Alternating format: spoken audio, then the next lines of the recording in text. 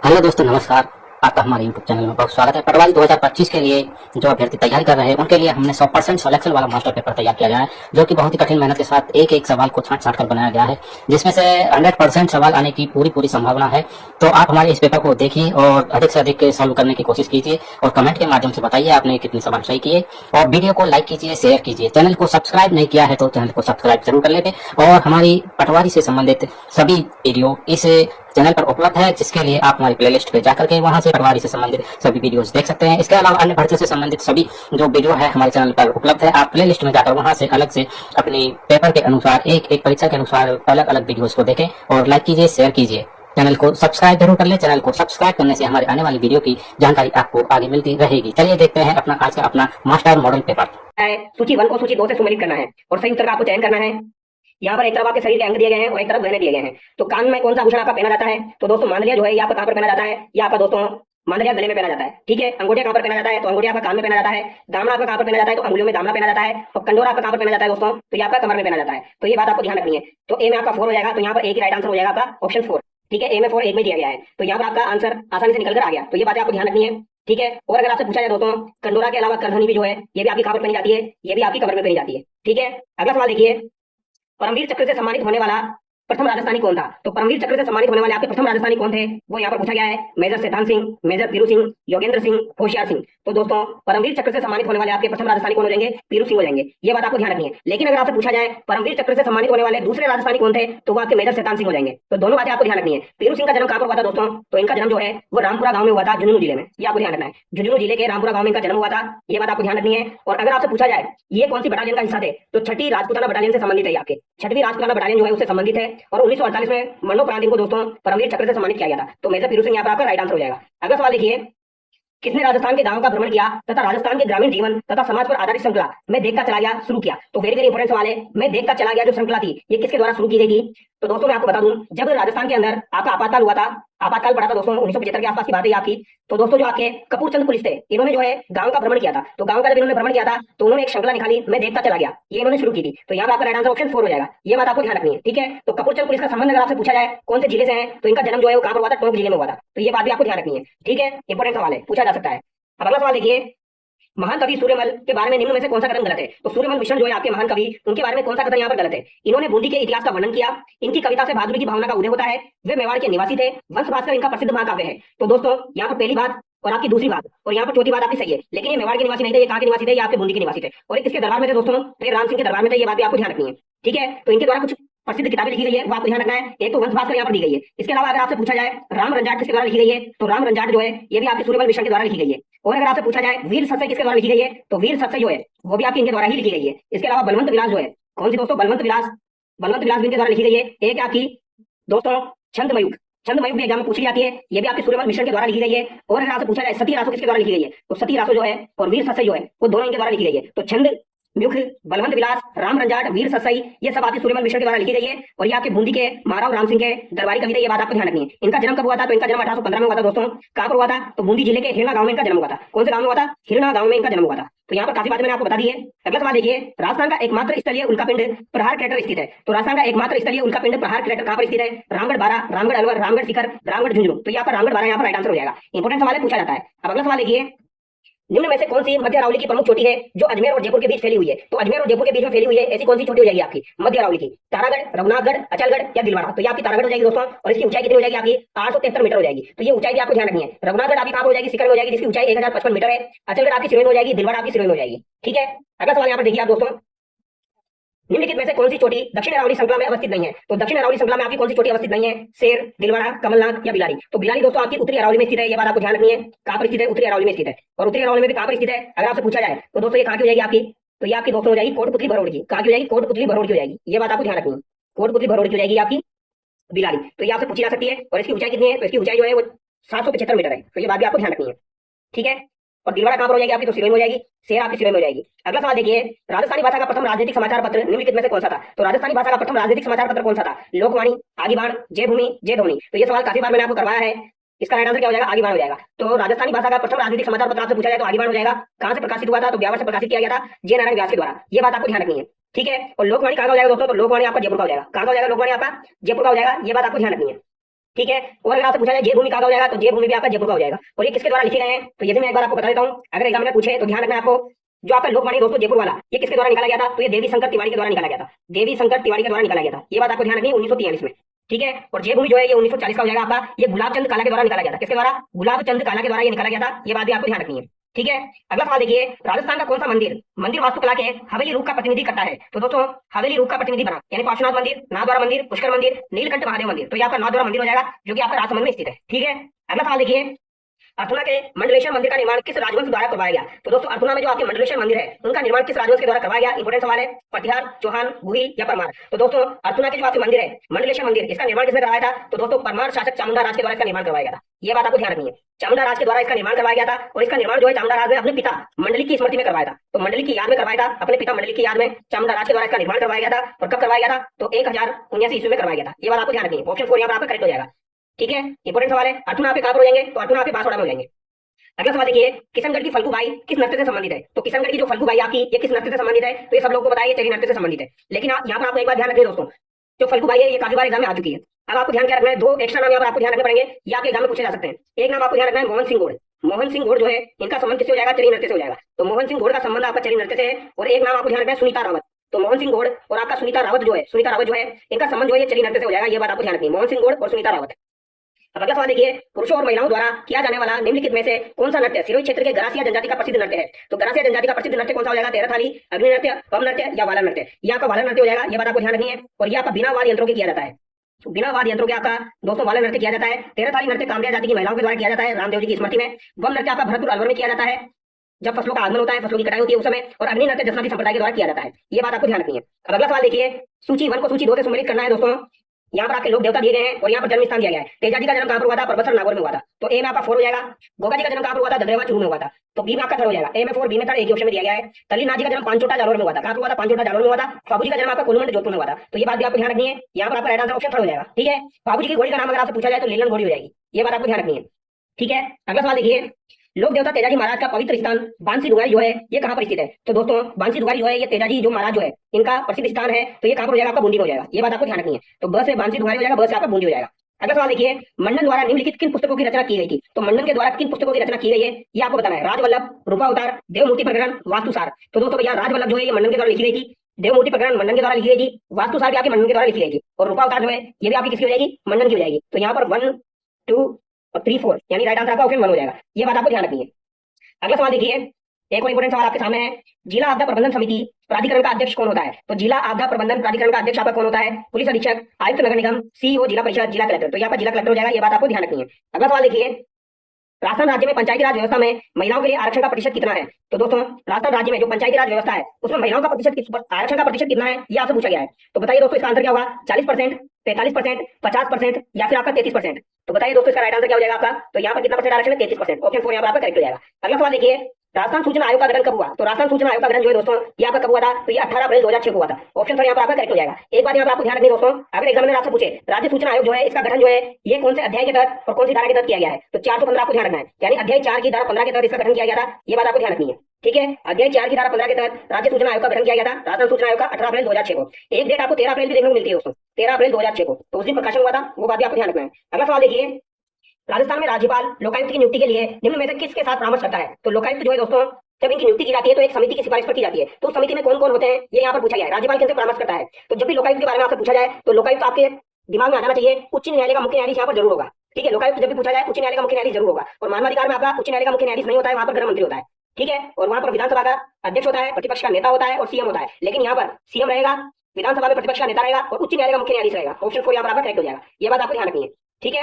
और लोकायुक्त जो है दोस्तों प्रथम लोकायुक्त कौन थे, आपके आईडी दुआ थे, आईडी दुआ की नियुक्ति कब हुई थी, तो 28 अगस्त 1973 को इनकी नियुक्ति हुई थी, ये बात आपको ध्यान रखनी है। यानी प्रथम लोकायुक्त आपके कब बने थे, 28 अगस्त 1973 को बने थे, और लोकायुक्त की स्थापना राजस्थान के अंदर 1973 में हुई थी। राजस्थान में सुनवाई का अधिकार अधिनियम किस वर्ष लागू हुआ, तो सुनवाई का अधिकार अधिनियम जो है सबसे पहले राजस्थान के द्वारा ही लागू किया गया था, 2010, 2014, 2018, 2012, तो ये 2012 में लागू हुआ था, ये बात आपको ध्यान रखनी है, ठीक है। और राजस्थान प्रथम राज्य था जिसने सुनवाई का अधिकार अधिनियम लागू किया था, ये बात भी आपको ध्यान रखनी है। अगला सवाल देखिए, निम्नलिखित में से किसने यूक्लिड की रेखागणित का संस्कृत में अनुवाद किया, तो यूक्लिड की रेखागणित जो है इंपोर्टेंट सवाल है, यूक्लिड की रेखागणित का संस्कृत में अनुवाद किसने किया, जगन्नाथ ने, केवल राम ने, सवाई जयसिंह ने, विद्याधर ने, तो सभी यहाँ पर राइट आंसर सवाई जयसिंह कर देंगे, लेकिन सवाई जयसिंह यहाँ पर राइट आंसर नहीं होगा आपका, राइट आंसर सवाई जयसिंह के गुरु हो जाएंगे आपके जगन्नाथ, सवाई जयसिंह के गुरु हो जाएंगे आपके जगन्नाथ। तो जगन्नाथ के द्वारा यूक्लिड की रेखागणित का संस्कृत में अनुवाद किया गया था। जब आपकी जयपुर की स्थापना की गई थी दोस्तों नवंबर 1727 में, नवंबर 1727 में जब आपकी जयपुर की स्थापना की गई थी सवाई जयसिंह के द्वारा, तब दोस्तों जो नींव रखी थी वो किसने रखी थी? तो जो नींव रखी थी वो जगन्नाथ के द्वारा ही रखी गई थी। ये बात आपको ध्यान रखनी है। जबकि आपका विद्याधर जो है ये कौन था? ये वास्तुकार था। ये कौन था? आपका वास्तुकार था। ये बात आपको ध्यान रखनी है। तो जगन्नाथ के द्वारा जयपुर की नींव रखी गई थी और ये सवाई जयसिंह के गुरु हो जाएंगे। ये बात आपको ध्यान रखनी है। इन्होंने दोस्तों यूक्लिड की रेखागणित का संस्कृत में अनुवाद किया था। अगला सवाल देखिए, 1921 की चांदखेड़ी नामक घटना किस किसान आंदोलन से संबंधित है? तो 1921 में चांदखेड़ी नामक घटना हुई थी किसान आंदोलन के दौरान। ये किस किसान आंदोलन से संबंधित है? बेंगू, दूधवा, शेखावटी या मारवाड़? तो ये आपकी बेंगू किसान आंदोलन से संबंधित है। ये बात आपको ध्यान रखनी है। इंपोर्टेंट सवाल पूछा जा सकता है दोस्तों। 1921 ईस्वी में बेंगू चित्तौड़गढ़ के किसानों ने मैनाल में भैरवकुंड नामक स्थान पर एकत्र होकर लाख बाग जो था आपका उसके विरुद्ध आंदोलन किया था दोस्तों। ठीक है, ये बात आपको ध्यान रखनी है। अगला सवाल देखिए, खानवा के युद्ध में निम्न में से किसने राणा सांगा का पक्ष बदलकर बाबर का साथ दिया? तो भैया राणा सांगा जो थे इनका पक्ष बदल लिया था और बाबर का साथ दिया था। अच्छा, खानवा का युद्ध कब हुआ था आपका? तो भैया ये 16 मार्च आपका कब हुआ था? 1527 हुआ था। ये बात आपको ध्यान रखनी है। राणा सांगा और बाबर के मध्य हुआ था। यहाँ पर जो सलदी तवर था इसने धोखा दिया था दोस्तों, ये जो है बाबर के साथ मिल गया था। ये बात आपको ध्यान रखनी है। ठीक है, अगला सवाल देखिए, 16 अप्रैल 1658 के दिन किस युद्ध में औरंगजेब ने जसवंत सिंह को हराया था? तो औरंगजेब ने जसवंत सिंह को किस युद्ध में हराया था? ये आपसे पूछा गया 16 अप्रैल 1658 को। तो भैया दोराई का युद्ध था, सामूगढ़ का युद्ध था, खजुआ का युद्ध था या धर्मत का युद्ध था? तो ये आपका धर्मत का युद्ध हो जाएगा। ये बात आपको ध्यान रखनी है। और धर्मत का युद्ध जो है ये दारा और आपके किसके मध्य हुआ था? औरंगजेब के मध्य हुआ था। ये बात आपको ध्यान रखनी है। तो दारा और औरंगजेब के मध्य हुआ था और यहाँ पर दारा की हार हुई थी और दारा का साथ कौन दे रहे थे? जसवंत सिंह दे रहे थे। तो इसी वजह से यहाँ पर सवाल पूछा गया औरंगजेब ने जसवंत सिंह को हराया तो धर्मत के युद्ध में। ये बात आपको ध्यान रखनी है। ठीक है, 16 अप्रैल 1658 आपको ध्यान रखना है, पूछा जा सकता है। अब अगला सवाल देखिए, राज्यपाल के संवैधानिक प्रावधानों के संदर्भ में निम्नलिखित में से कथनों का चयन कीजिए, यानी निम्नलिखित कथनों पर विचार कीजिए। तो राज्यपाल के संबंध में कुछ कथन दिए गए हैं। पहला कथन देखिए आप, अनुच्छेद 153 के अनुसार प्रत्येक राज्य के लिए एक राज्यपाल होगा। ये बात तो बिल्कुल सही है, प्रत्येक राज्य के लिए एक राज्यपाल होगा, ये 153 में दिया गया है। परंतु अनुच्छेद 153 की कोई बात एक ही व्यक्ति को 2 या अधिक राज्यों के लिए राज्यपाल नियुक्त किए जाने से निवारित नहीं करेगी। तो ये बात भी सही है। वो आपका दोस्तों 2 या अधिक राज्यों का राज्यपाल भी नियुक्त किया जा सकता है, यानी उसका खंडन नहीं किया जाएगा 153 के तहत। तो ये बात भी सही है आपकी। अनुच्छेद 156(2) के अनुसार राज्यपाल राष्ट्रपति को संबोधित अपने हस्ताक्षर सहित लेख द्वारा अपना त्याग दे सकेगा, यानी त्याग पत्र दे सकेगा 156(2) में। तो ये बात आपकी बिल्कुल सही है। तो यहाँ पर आपका right answer first, second, third हो जाएगा। अब अगला सवाल देखिए, राजस्थान में विधानसभा निर्वाचन क्षेत्रों के बारे में निम्नलिखित में से कौन सा एक कथन सही नहीं है? तो दोस्तों विधानसभा जो है इसके निर्वाचन क्षेत्रों के बारे में कौन सा कथन यहाँ पर सही नहीं है? 4 कथन आपके पास, असत्य बताना है। 1952 में राजस्थान विधानसभा की कुल सदस्य संख्या 160 थी। तो ये बात तो बिल्कुल सही है। सबसे पहले आपकी 1952 में दोस्तों विधानसभा की सदस्य संख्या कितनी थी? 160 थी। फिर राजस्थान राज्य विधानसभा के लिए कुल निर्वाचन क्षेत्रों की वर्तमान संख्या का निर्धारण 2001 की जनगणना के आधार पर हुआ। अगला कथन देखिए, 2026 तक राजस्थान राज्य विधानसभा के लिए कुल निर्वाचन क्षेत्र 200 ही रहेंगे। तो ये बात आपकी बिल्कुल सही है, 2026 तक 200 ही रहेंगे।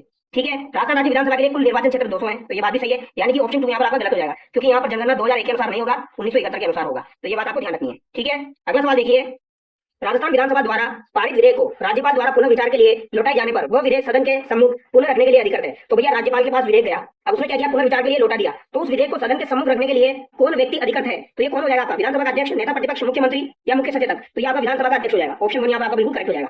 अगला सवाल देखिए, राजस्थान उच्च न्यायालय में न्यायाधीश के कितने पद स्वीकृत है? तो राजस्थान उच्च न्यायालय में न्यायाधीश के कितने पद स्वीकृत है? तो कितने पद हो जाएंगे दोस्तों? 40, 60, 50, 65। तो कितने हो जाएंगे? 50 हो जाएंगे। ये बात आपको ध्यान रखनी है। ठीक है, इंपॉर्टेंट है। और अगर आपसे पूछा जाए दोस्तों सर्वाधिक कार्यकाल किसका रहा है, अगर आपसे पूछा जाए ऐसे कौन सा मुख्य न्यायाधीश है जिनका सर्वाधिक कार्यकाल रहा है राजस्थान में, तो वो आपके कैलाशनाथ वांचू हो जाएंगे। कैलाशनाथ वांचू जो है इनका कार्यकाल सर्वाधिक रहा है। और अगर आपसे पूछा जाए सबसे कम कार्यकाल यानी न्यूनतम कार्यकाल किसका रहा मुख्य न्यायाधीश में, तो ये आपका सतीश कुमार मित्तल का रहा है। किसका रहा है? सतीश कुमार मित्तल का सबसे कम कार्यकाल रहा है। और अगर आपसे पूछा जाए प्रथम कार्यवाहक मुख्य न्यायाधीश कौन थे, तो प्रथम कार्यवाहक मुख्य न्यायाधीश आपके कौन थे? तो ये बात आप दिमाग में बिठा लेना। प्रथम कार्यवाहक मुख्य न्यायाधीश आपके कौन हो जाएंगे?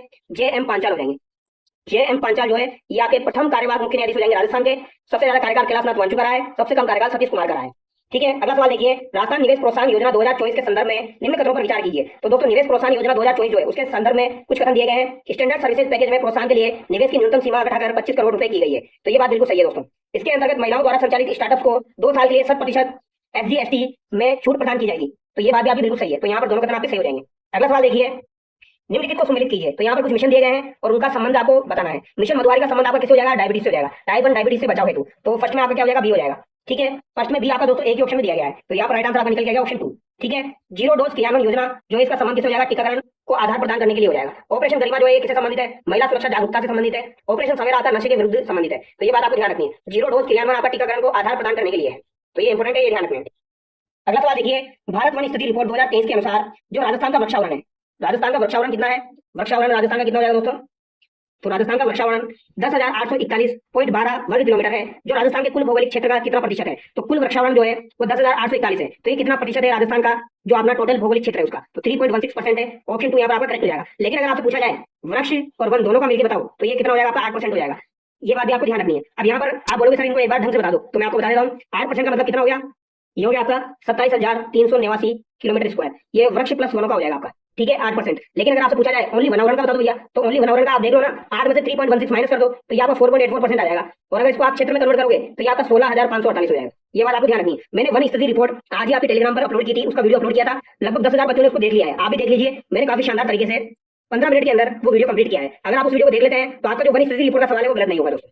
ठीक है, अगला सवाल देखिए, मुख्यमंत्री विश्वकर्मा पेंशन योजना के संदर्भ में निम्न कदमों पर विचार कीजिए। तो विश्वकर्मा पेंशन योजना जो है दोस्तों, ये योजना 15,000 मासिक से कम आय वाले राजस्थान के सभी श्रमिकों, पथ विक्रेताओं तथा लोक कलाकारों को वृद्धावस्था में संबल प्रदान करने के लिए शुरू की गई। तो जिनकी आय 15,000 से कम है उनके लिए शुरू की गई, बिल्कुल सही बात है। इस योजना में सम्मिलित होने के लिए 5 पात्र व्यक्ति होंगे, उनकी आयु 18 से 45 वर्ष होगी। तो ये बात भी बिल्कुल सही है, 18 से 45 वर्ष उनकी आयु होनी चाहिए। इसके अंतर्गत प्रत्येक अभिदाता को 60 वर्ष की आयु प्राप्त करने के पश्चात न्यूनतम मासिक पेंशन 3,000 रुपए प्राप्त होगी। तो 3,000 रुपए उनको 60 वर्ष की आयु कंप्लीट होने के बाद मिलेंगे। तो तीनों बातें बिल्कुल सही है और वेरी वेरी इंपॉर्टेंट है। ये मान के चलिए, ऐसा सवाल आपका जरूर पूछा जाएगा मुख्यमंत्री विश्वकर्मा पेंशन योजना से संबंधित। तीनों कदम यहाँ पर आपके सही हो जाएंगे, 15,000, 18 से 45, 3,000, तीनों चीजें ध्यान रखनी है। अगला सवाल देखिए, इजलास खास का गठन किया गया था। तो इजलास खास की स्थापना किसके द्वारा की गई थी? तो बताइए दोस्तों, 1877 में इजलास खास की स्थापना किसके द्वारा की गई थी? तो भैया महाराणा सज्जन सिंह के द्वारा की गई थी। ये बात आपको ध्यान रखनी है। और अगर आपसे पूछा जाए महकमा खास की स्थापना किसने की थी? तो महकमा खास की स्थापना जो है इनके पिता थे भैया, जिनका नाम क्या था?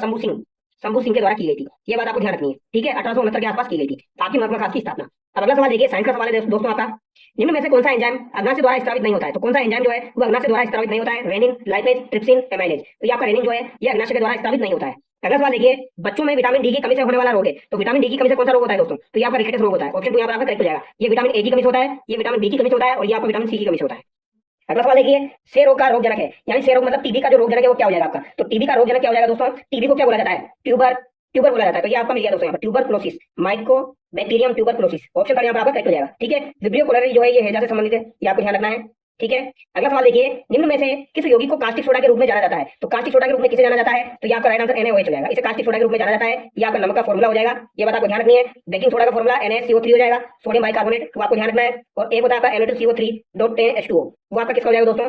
वो भी आपका सोडा का, ये धावन सोडा का, वो आपको ध्यान रखना है। अगला सवाल देखिए, निम्न में से कौन सा एक संश्लेषित रेशा है? तो संश्लेषित रेशा आपका कौन सा हो जाएगा यहाँ पर? कपास, रेयन, रेशम, जूट। तो रेयन जो है यहाँ का संश्लेषित यानी कृत्रिम रेशा है।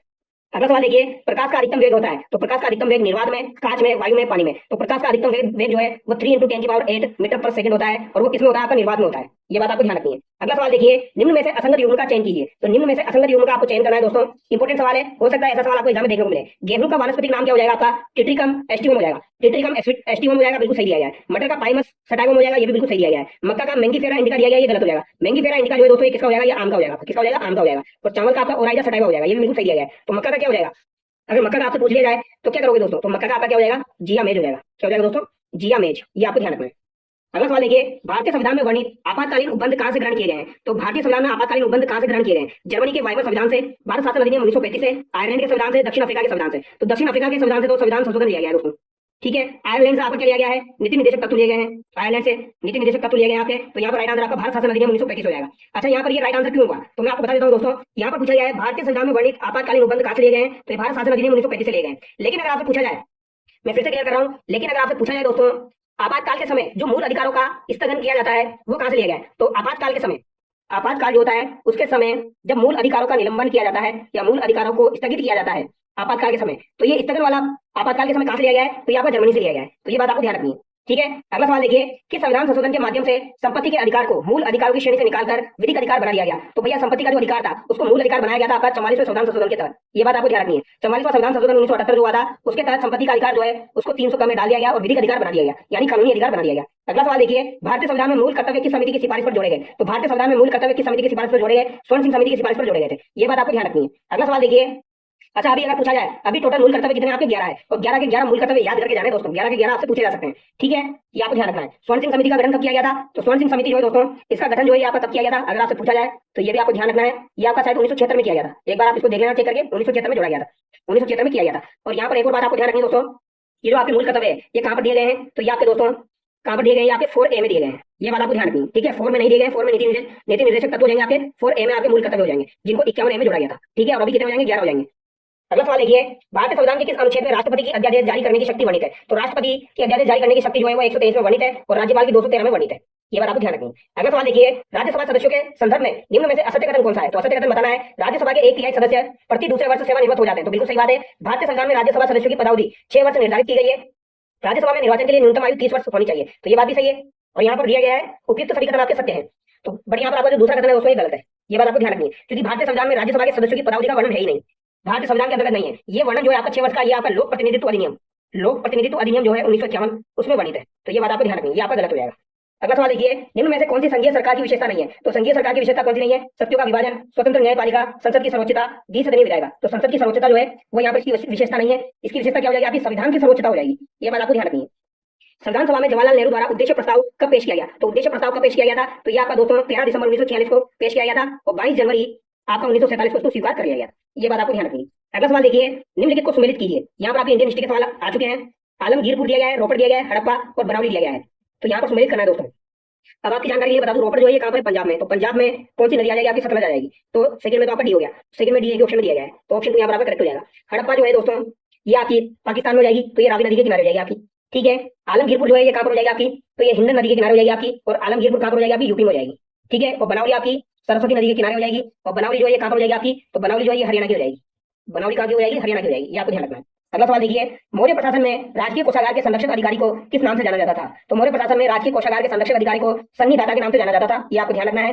विजयनगर के शासक के समय पुर्तगाली यात्री बारबोसा ने विजयनगर की यात्रा की। तो विजयनगर की यात्रा बारबोसा के द्वारा कब की गई थी? जो कि आपका पुर्तगाली यात्री था, तो कृष्णदेवराय के समय की गई थी। और कृष्णदेवराय जो है दोस्तों ये विजयनगर का प्रसिद्ध शासक था। ये आपको ध्यान रखना है। किस भक्तिकालीन संत को प्रच्छन्न बोध की संज्ञा दी गई है? तो प्रच्छन्न बोध की संज्ञा किसको दी गई है दोस्तों? शंकराचार्य को दी गई है, और शंकराचार्य के द्वारा ही दोस्तों आपके अद्वैतवाद सिद्धांत जो है वो दिया गया।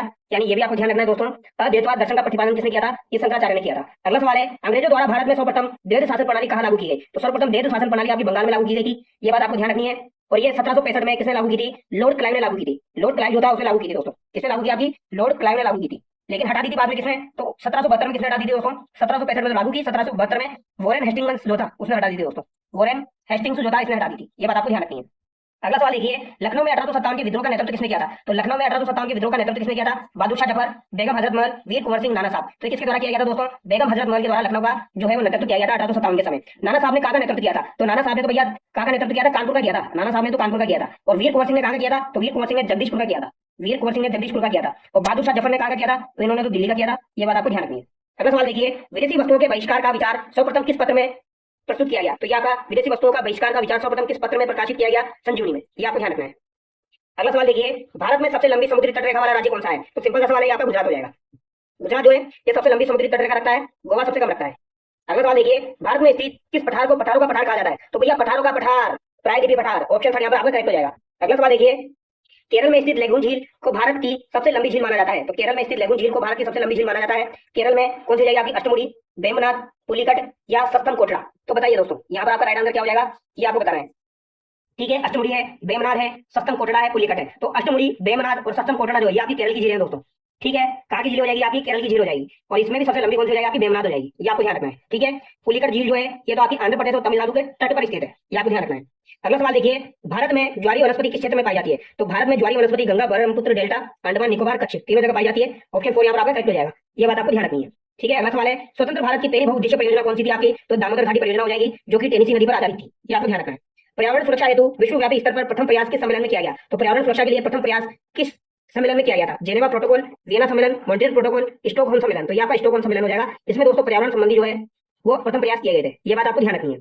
ठीक है, और ये बात आपकी कब की हो जाएगी दोस्तों? तो ये बात आपकी हो जाएगी 5 जून 1972 की। कब की हो जाएगी? 5 जून 1972 की। और इसी दिन 5 जून को ही आपका दोस्तों विश्व पर्यावरण दिवस मनाया जाता है। ये बात आपको ध्यान रखनी है। अगला सवाल देखिए, प्रथम पृथ्वी शिखर सम्मेलन कब एवं किस शहर में आयोजित किया गया? तो प्रथम पृथ्वी शिखर सम्मेलन जो हुआ था, तो प्रथम पृथ्वी शिखर सम्मेलन आपका कब हुआ था? तो दोस्तों यहाँ का 1992 में ब्राजील के अंदर रियो डी जेनेरियो में हुआ था। ऑप्शन 1 यहाँ पर आपका करेक्ट हो जाएगा। अगला सवाल देखिए, क्षेत्र में गणतंत्र दिवस परेड में शामिल किस राज्य की झांकी को सर्वश्रेष्ठ झांकी का पुरस्कार 30 जनवरी 2025 को प्रदान किया गया? तो उत्तर प्रदेश की झांकी जो है दोस्तों उसको सर्वश्रेष्ठ झांकी का पुरस्कार दिया गया है 30 जनवरी 2025 को। करंट अफेयर का सवाल है जनवरी का। अगला सवाल देखिए, क्षेत्र में गणतंत्र दिवस समारोह 26 जनवरी 2025 में किस देश के राष्ट्रपति को मुख्य अतिथि बनाया गया था? तो मुख्य अतिथि आपके इंडोनेशिया के कौन हो जाएंगे? प्रबोवो सुबियांतो हो जाएंगे। Prabowo Subianto. ये आपको ध्यान रखना है। ये भी आपका जनवरी मंथ का करंट अफेयर का सवाल है, इंपोर्टेंट है। अगला सवाल देखिए, मेजर ध्यानचंद खेल रत्न पुरस्कार 2024 से पुरस्कृत खिलाड़ियों का कौन सा युग्म संगत है?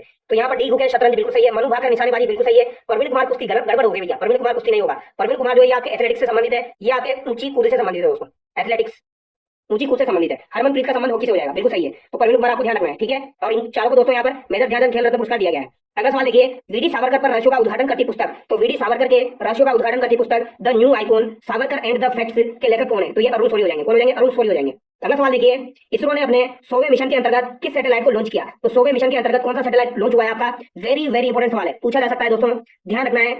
अगर आपसे पूछा जाए GSLV F-15 जो है इसको किसके द्वारा आपका लॉन्च किया गया? तो GSLV F-15 रॉकेट द्वारा दोस्तों नेविगेशन सैटेलाइट आपका NVS-02 इसको दोस्तों लॉन्च किया गया है श्री हरिकोटा सतीश धवन केंद्र से 29 जनवरी 2025 को इसको लॉन्च किया गया। कब? 29 जनवरी 2025 को। तो ये बात आपको ध्यान रखनी है। तो NVS-02 हो जाएगा, ठीक है, और ये 100वां मिशन हो जाएगा। अगला सवाल देखिए, rising Rajasthan global investment summit के दौरान प्रतिवर्ष किस दिन प्रवासी राजस्थानी दिवस के रूप में मनाने की घोषणा हुई है? तो प्रवासी राजस्थान दिवस आपका कब मनाया जाएगा? 10 दिसंबर को मनाया जाएगा, ठीक है।